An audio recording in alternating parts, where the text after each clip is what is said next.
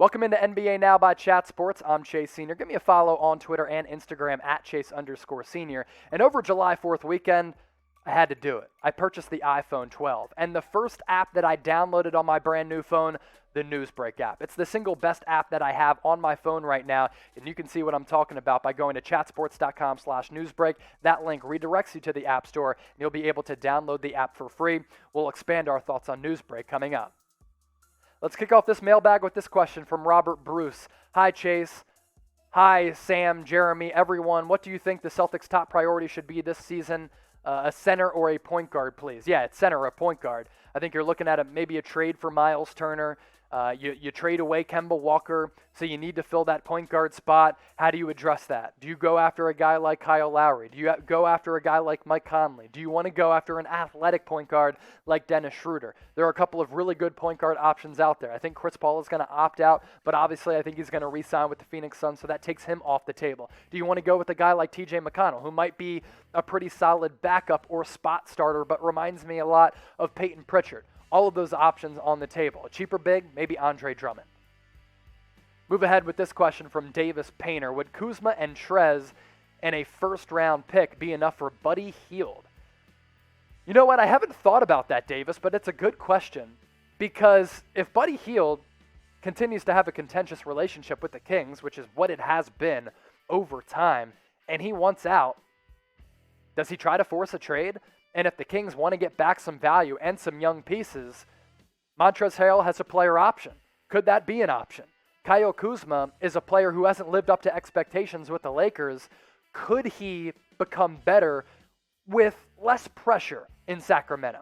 I think there's still some ability there. A first-round pick on top of that, I actually think that'd be enough to get it done. Joe Johnson's nephew, what would be the most fun teams for Damian Lillard to play on? Any team, because Damian Lillard is one of the GOATs. This guy is just an absolute bucket getter, and in addition to Steph Curry, maybe the best go-to elite scoring option late in games, and a guy who will just take your heart out, right out of your soul, and just snatch it while being a cold-blood killer and not care about it at all. Damian Lillard on teams like the Boston Celtics, maybe you'd have to give up a player like Jaylen Brown, which honestly might be able to get it done, but Dame with Jason Tatum, shoot. How about a team like the Los Angeles Lakers? You might have to trade away Anthony Davis to bring Dame back. Maybe that happens as well. Dallas Mavericks, you team Dame up with Luka Doncic. I actually think that's a fit that works. You'd have to figure out the usage rate just a bit. Those are the teams that I'm looking at as far as Damian Lillard fits, but any team that goes after Dame will be lucky to have him. New York Knicks, another team I'd really like to see go after Damian Lillard. Maybe the Philadelphia 76ers as well. So predict it for us. Where is Dame going to play next year? Is he going to be in Portland? Is he going to go to some of those aforementioned teams? Let us know down below. This question coming in from Mac Daddy. Will the Celtics keep Jaylen Brown? I think so. He has been so involved and so active in terms of social issues within Boston. I think he's really taken a responsibility of being one of the key voices within that franchise. I think he's valued by a lot of people in Boston and around that organization. And him and Jason Tatum, I think, is a duo that can work. The Kemba Walker trade just didn't work out.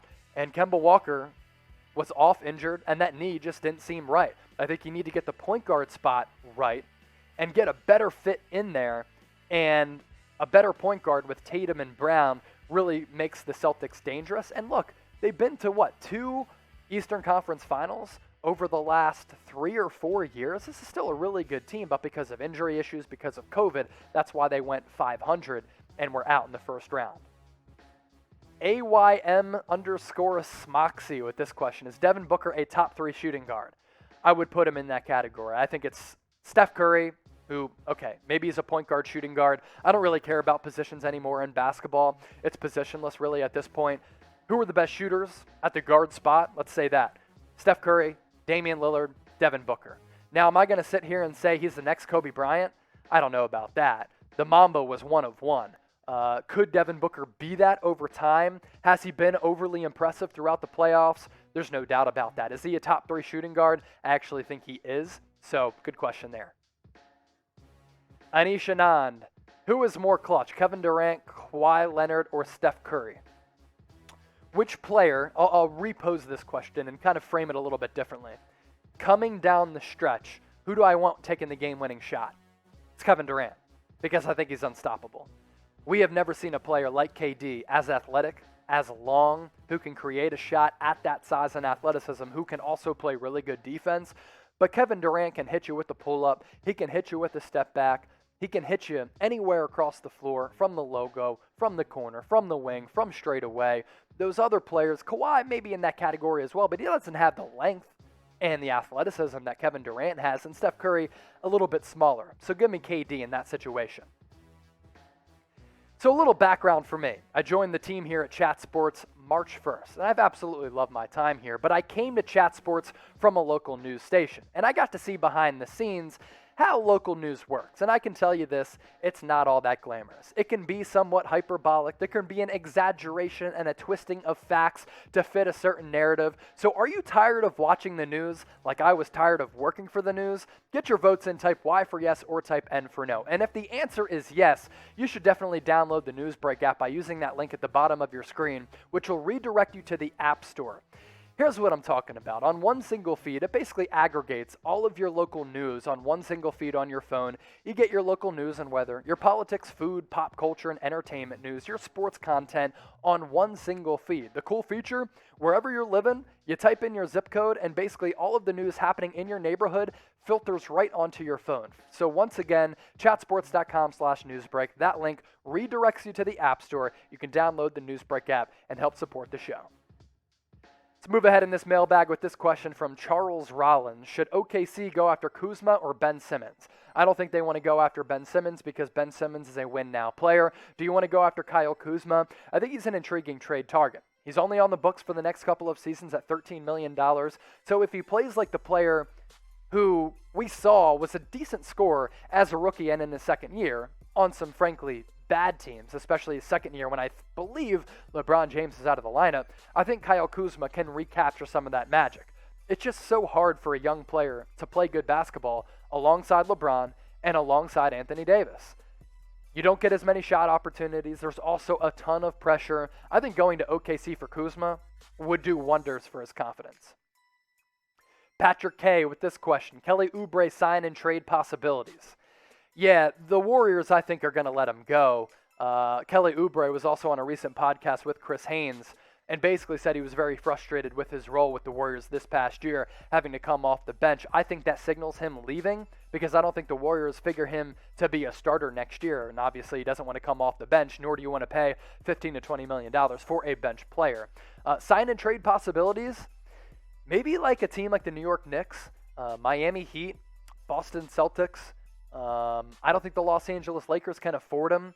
Maybe the Dallas Mavericks. There are a lot of teams out there who could really take on Kelly Oubre, Houston Rockets being one of them, who might fork over $15 to $20 million to pay him. I think Kelly Oubre is a good player. He's not a great player. I wouldn't pay him great money. Don't be a menace. On a scale of 1 to 100, how likely is it that Kawhi opts out and signs with the Mavericks? Can you just imagine Kawhi Leonard teaming up with Luka Doncic? That would be a lethal 1-2 punch, and I actually think they complement one another really, really well, and I think it takes some pressure off of Luka. His usage rate has just been way too high, and he has had to handle the basketball and do far too much for the Mavericks. He needs some help. Kawhi, he could be of help to Luka, and I think Kawhi would actually like going to Dallas. It's a football town, no state income tax. We know that Kawhi really likes his money. He's not taking on the brunt of the pressure with Luka. So on a scale of 1 to 100, I think the chances are somewhat low, 30 to 40%. Kevin O'Connor of The Ringer did say that the Mavericks are one of the teams who could be vying for Leonard because they're aggressive with trying to sign free agents. Mark Cuban willing to spend. Kawhi also has a relationship with Nico Harrison, who was a former Nike executive and is now the general manager of the Dallas Mavericks. So maybe it happens. I'll give it a 30% shot. Where do you think Kawhi Leonard will play next year in 2021-2022? Leave those teams in the comment section down below. Is it going to be a team like the Dallas Mavericks, a team like the Miami Heat, a Golden State Warriors, New York Knicks, Chicago Bulls? Hey, we put out a video on our main Chat Sports YouTube channel talking about Kawhi Leonard destinations. You can check that out by going to youtube.com/chatsportstv. Speaking of that, for non-stop free NBA offseason videos, Chat Sports is your go-to spot. Believe it or not, hey, we almost have 250,000 subscribers. We're one of the largest channels out there covering the NFL and NBA on a daily basis. So subscribe right now and also turn on those notifications. Therefore, you get notified anytime we push out a video. AYM_Smoxy. What are the chances for Golden State to win a ring next year with Klay being healthy? I think the chances are good. Klay Thompson just has to stay healthy. You know, he's coming off that torn ACL and that torn Achilles.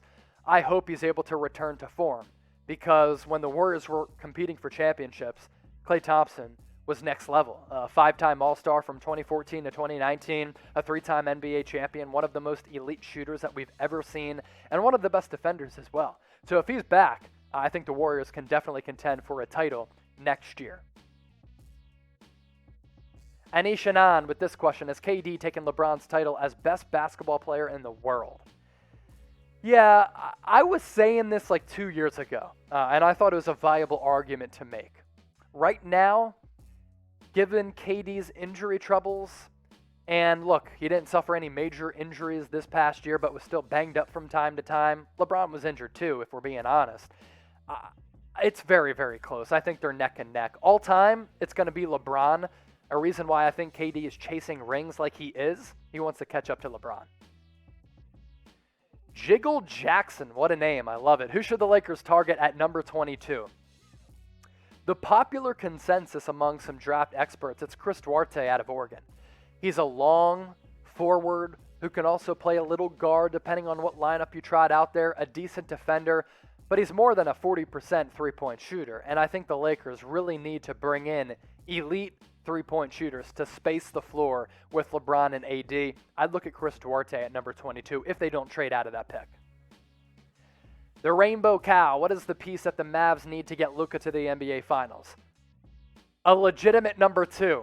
And Kristaps Porzingis is not a legitimate number 2. He's a stiff. He's a fraud. He's getting paid way too much money. And I think he's a phony. Kristaps Porzingis sucks. And it's a shame what has happened to him because of the injuries that he suffered over the last few seasons. When he was with the Knicks, he was looking like a unicorn. I'm not sure if the injuries have zapped his confidence. I think the injuries have taken away from his burst and explosiveness. He just seems like a dude who's just never happy.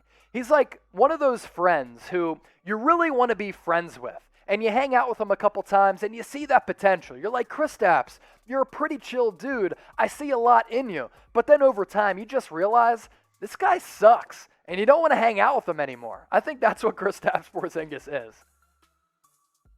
Bacon Dula, who would be the best fit player for the Golden State Warriors this free agency?